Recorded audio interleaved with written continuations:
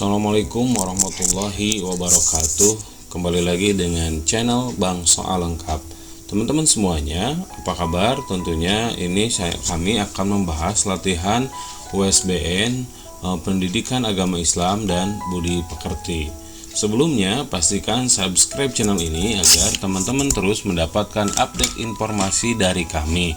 Juga share ke teman-teman yang lain agar teman-teman yang lain juga mendapatkan manfaat. Oke, kita akan bahas langsung ke soal nomor 1. Nah, teman-teman, ini adalah tambahan referensi. Kalau teman-teman ternyata soalnya tidak sama, ini adalah tambahan keilmuan. Nomor 1, Iyyaka na'budu wa iyyaka nasta'in. Pesan pokok ayat di atas adalah, hanya kepada Allah kami beribadah dan hanya kepada Allah kami memohon pertolongan. Jawaban yang benar adalah B, teman-teman. Lanjut ke soal nomor 2. Sultan terbiasa melaksanakan sholat 5 waktu, berzikir dan berdoa kepada Allah agar terhindar dari godaan setan. Ayat Al-Quran yang sesuai dengan pernyataan di atas adalah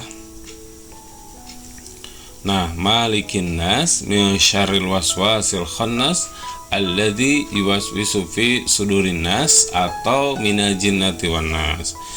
Tentunya terhindar dari godaan setan itu alladzi yuwaswisu fi sudurin nas. Jawabannya adalah C, teman-teman. Lanjut ke soal nomor 3. Perhatikan ayat Al-Quran berikut. Fasabbih bihamdi rabbika wastaghfir innahu kana tawwaba.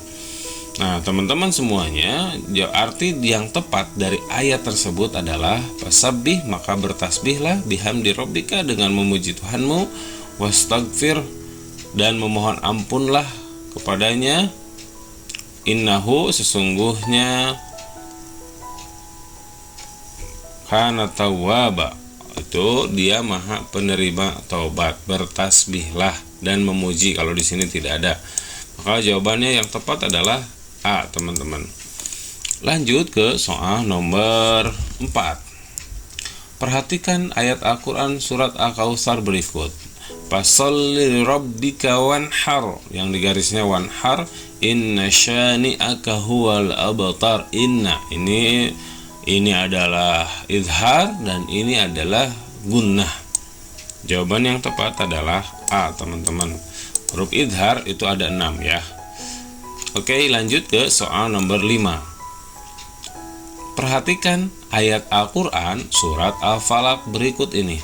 Wa min syarri ghasiqin idza waqab. Ada 2 nih. Min syarri ghasiqin ini ikhfa dan izhar, teman-teman. Jawabannya adalah D. Lanjut ke soal nomor 6. Perhatikan tabel berikut. Ara'aital ladzi yukadzibu biddin. Pasangan ayat dan arti yang benar pada tabel tersebut. Kalau ara'aital ladzi itu apakah atau tahukah kamu? Ini berarti 1B. Fadzalikal ladzi yad'ul yatim. 2C, 1B, 2C, 1B, 2C. Ini ya, langsung saja teman-teman, kita langsung jawabannya. Lanjut ke soal nomor 7. Perhatikan beberapa ayat Quran surat Al-Ma'un berikut. Ara'aital ladzi yukadzibu biddin. Betul. Pertanyaannya adalah urutan ayat di atas yang benar adalah, kita bacakan, ara'aital ladzi yukadzibu biddin fadzalikal ladzi yad'ul yatim wa la yakhuddu 'ala barri 135. Ini langsung saja jawabannya. Kalau teman-teman menghafal surat Al-Ma'un berarti kan sudah tahu. Lanjut ke soal nomor 8. Perhatikan kutipan ayat Al-Quran surat Al-Ma'idah ayat 3. Al-yawma akmaltu lakum dinakum wa atmamtu alaikum nikmati. Nomor 8. Pada hari ini telah aku sempurnakan bagimu agamamu untukmu, dan telah aku cukupkan nikmatku kepada bagimu.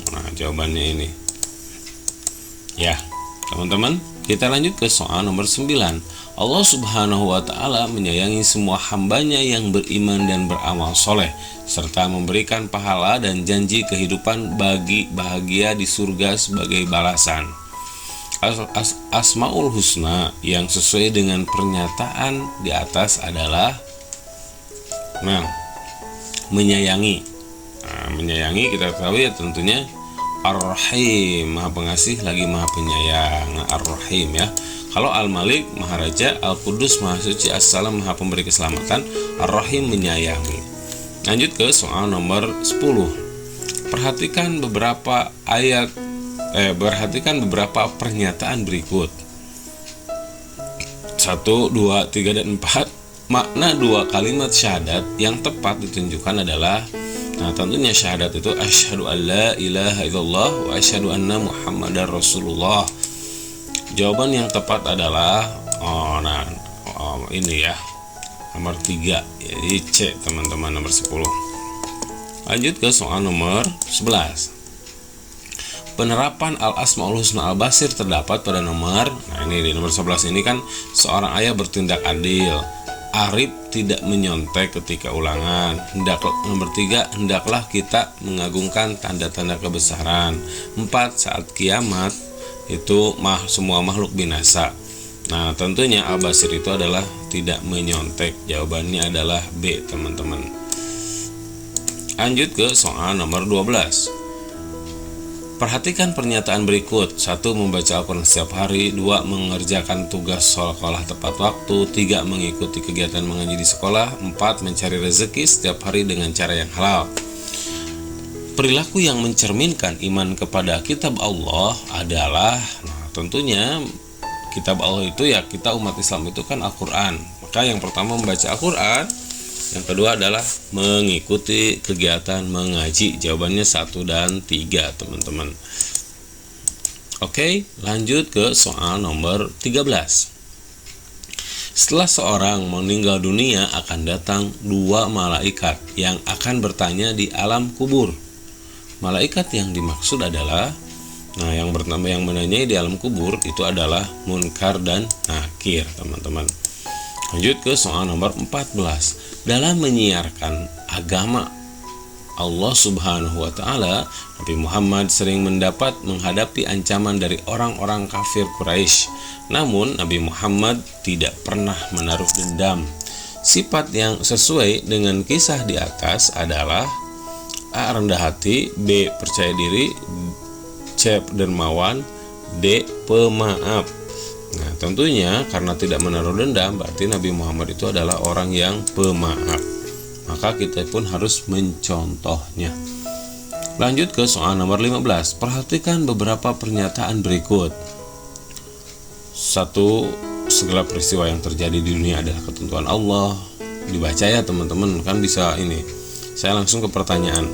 Pernyataan yang merupakan penjelasan al-asmaul husna as-somad adalah, as-somad itu artinya bergantung. Maka ya telas tuh, sudah ada bergantung. Maka jawabannya adalah B teman-teman. Lanjut ke soal nomor 16. Qadha merupakan ketentuan Allah yang ditetapkan sejak zaman ajali, sedangkan qadar adalah ketetapan Allah yang sudah terjadi.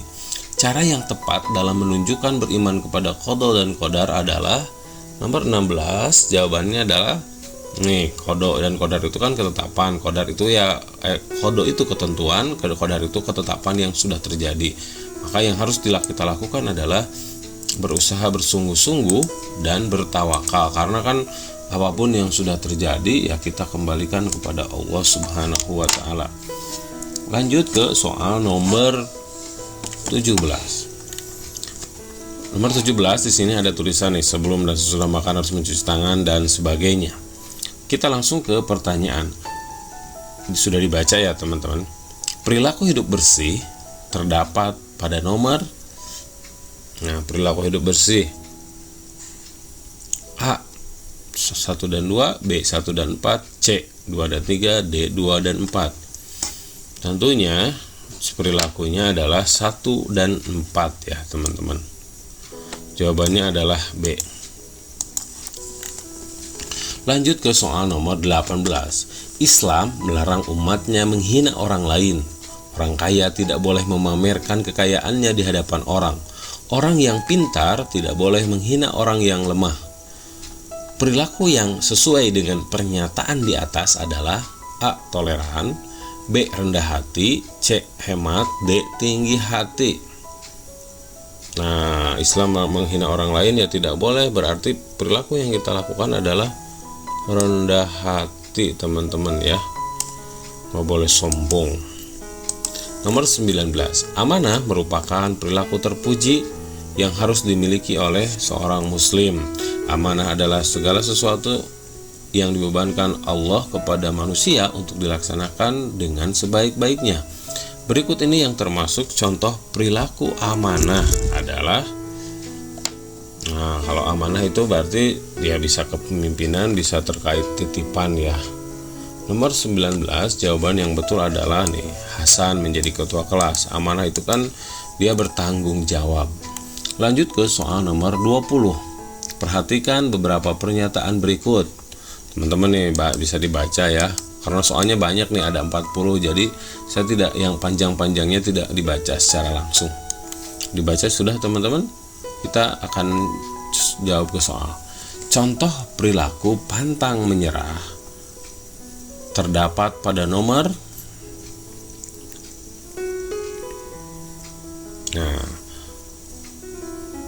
nomor nih senantiasa sungguh-sungguh kan, tidak pantang menyerah, tidak bosan, maka jawabannya adalah D, teman-teman.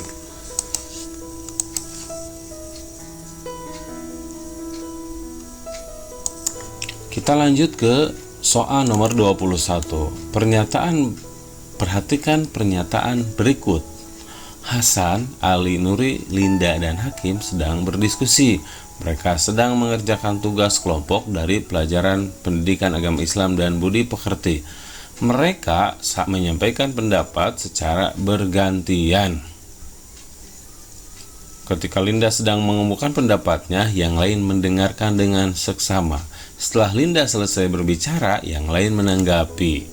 Nah, teman-teman, sikap dari pernyataan tersebut adalah contoh perilaku saling. Nah, jawabannya langsung saja karena terlihat di A ya, menghargai. Nomor 22. Ikhwan selalu berbicara sesuai dengan perbuatan yang sebenarnya. Sikap yang ditunjukkan Ikhwan adalah jujur. Ya. Jadi teman-teman ketika mengerjakan soal ujian dengan tidak menyontek, itu juga bagian dari kejujuran ya. Pastikan tidak menyontek, oke? Nah, lanjut ke soal nomor 23. Perhatikan pernyataan berikut. 1. Menyisihkan uang jajan untuk menabung. 2. Memakai baju tidak berlebihan. 3. Tidak memakai perhiasan ke sekolah. 4. Mematikan listrik saat tidak digunakan. 5. Menghargai teman yang berbeda pendapat. Nah, contoh perilaku sederhana ya tentunya tidak memakai baju berlebihan, tidak memakai perhiasan ke sekolah ya teman-teman. Jadi pakailah ke sekolah sesuai dengan kebutuhan ya, jangan semuanya ditempel. Lanjut ke soal nomor 24. Hormat berarti menghargai, takjim dan khidmat kepada orang lain, baik orang tua, guru, sesama anggota keluarga. Dalam perilaku hormat kepada orang tua dapat dilakukan dengan cara ke orang tua. Nah, tentunya kalau ke orang tua itu jawabannya adalah teman-teman, jawabannya yang mana? Ayo, membantu pekerjaan keluarga, bertutur kata yang halus. Nah, kalau hormat itu kan bertutur kata yang sopan dan halus. Lanjut ke soal nomor 25. Wudu adalah salah satu contoh bersuci. Berwudu harus menggunakan beberapa ketentuan. Di antaranya syarat wajib, syarat sah, syarat rukun, sunnah, dan batal wudu. Berikut ini yang termasuk sunnah wudu. Sunnah wudu nomor 25, jawabannya adalah doa sesudah wudu, teman-teman. Jadi kalau lupa juga ya insya Allah tidak sah wudunya. Lanjut ke soal nomor 26. Perhatikan tabel gambar tersebut. Nih, gambar saat ini sedang ruku, berarti 1B ini sedang tahiyat, tasyahud akhir 2C 1B 2C. Nah, inilah langsung saja. Oke, lanjut ke soal nomor 27. Perhatikan lafaz zikir berikut. Alhamdulillah. Nah, ini sudah jelas tahmid, teman-teman. Kalau tasbih subhanallah, kalau takbir Allahu akbar, kalau tahlil la ilaha illallah. Nomor 28. Hasan anak yang selalu patuh kepada orang tuanya dan melaksanakan perbuatan baik. Dia tidak berani berbuat dosa dimanapun atau kapanpun berada. Hikmah salat yang sesuai dengan pernyataan berikut adalah berarti hikmah salat di atas adalah menjalankan ibadah.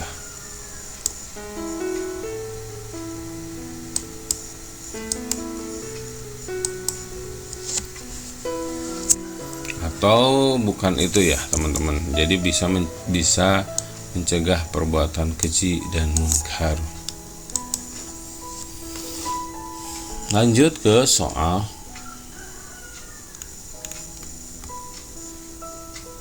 nomor 29. Perhatikan pernyataan berikut. 1. Menghadap kiblat. 2. Telah masuk salat. 3. Telah balik. 4. Berdiri tegak. 5. Menutup aurat. 6. Ruku dengan tumakninah. Nomor 29.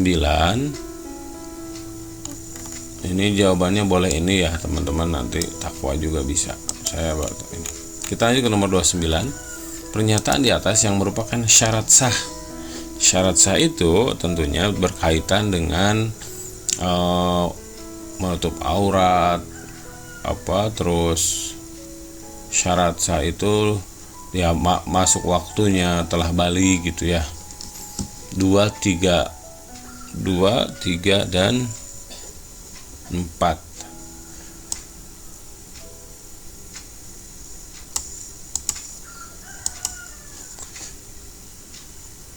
Tapi kalau tidak bisa berdiri tegak itu kan bisa berdiri gitu. Harusnya jawabannya tentunya telah masuk waktu sholat, telah balik, menutup aurat. 2, 3, 5. Nih harusnya 2, 3, 5. Lanjut ke soal nomor 30. Perhatikan gambar berikut. Urutan wudhu yang benar ditujukan pada nomor urutan wudhu yang benar. Misalnya 1 mana ya? Ini harusnya 2 dulu. Nah, langsung aja lah, nggak ada, soalnya beda-beda. Lanjut ke soal nomor 31. Perhatikan pernyataan berikut. Adab membaca Al-Quran ditunjukkan pada nomor. Nah, adab membaca Al-Quran ya berwudu, mengawalinya dengan tahu dan bismillah, juga tidak berbicara dan bersendau gurau. Kalau di sini atau ya betul itu ya, ada membaca Al-Quran itu jangan seenaknya. Lanjut ke soal nomor 32. Hikmah puasa. Hikmah puasa itu tentunya ya betul mencegah perbuatan dari keji dan munkar. Terus melatih kejujuran ya. Ini hikmah puasa. 1 dan 4 atau 2 dan 4 nih. Hikmah puasa 2 dan 4. Jujur, insya Allah juga sehat. Nomor 33. Nabi Adam bersama istrinya tinggal di surga dengan segala kenikmatan yang diberikan Allah. Kemudian mereka terbujuk rayuan iblis untuk melakukan yang dilarang oleh Allah. Namun setelah kejadian itu mereka memohon ampun kepada Allah. Keteladanan dari kisah Nabi Adam tersebut adalah ya tentunya mengakui kesalahan dan bertobat kepada Allah. Teman-teman, kunci ini soal ini dilengkapi dengan kunci jawaban. Jadi teman-teman bisa lihat. Lanjut. Nabi Ayub pernah mendapat ujian dari Allah. Hartanya yang banyak hari demi hari berkurang sehingga ia jatuh miskin. Nomor 34. Contoh keteladanan dari Nabi Ayub dalam kehidupan sehari-hari adalah ini jawabannya. Sabar dalam menghadapi cobaan. Lanjut ke perhatikan tabel Wali Songo dan karyanya berikut. nomor 3. Jawaban yang kami dapatkan nomor 35. Langsung saja teman-teman. Jadi cublak suang itu kan lagu ya. Cublak suang itu hitungan derajat. Lanjut ke soal nomor 36. Nabi Sulaiman adalah seorang nabi juga raja. Beliau selalu bersikap rendah hati dan bijaksana walaupun mempunyai kerajaan yang sangat besar. Mukjizat Nabi Sulaiman itu adalah berbicara dengan binatang, teman-teman. Lanjut ke soal nomor 37. Nabi Daud, nama anaknya adalah Sulaiman. Ya, nama anak Nabi Daud adalah Sulaiman.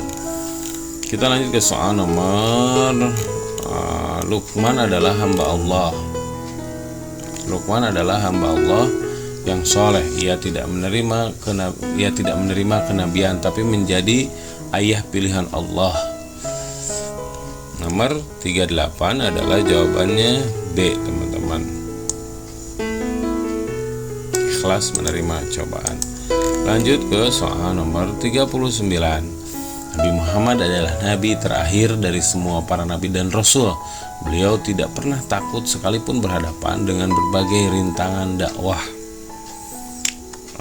Tentunya jawabannya adalah berani dalam menyampaikan pendapat. Nomor 40, teman-teman, nomor 40 coba dibaca. Saya langsung aja jawabannya ya, sudah lama teman-teman jawabannya. Soal uraian, di sini ada soal uraian, teman-teman. Nah, ini soal uraiannya saya tidak bacakan, namun di sini sudah ada kunci jawaban, teman-teman. Nah, oke, itu saja, teman-teman. Terima kasih karena sudah terlalu panjang. Jangan bosan, semoga memberikan manfaat. Pastikan subscribe channel ini agar teman-teman terus mendapatkan update informasi dari kami. Terima kasih. Assalamualaikum warahmatullahi wabarakatuh.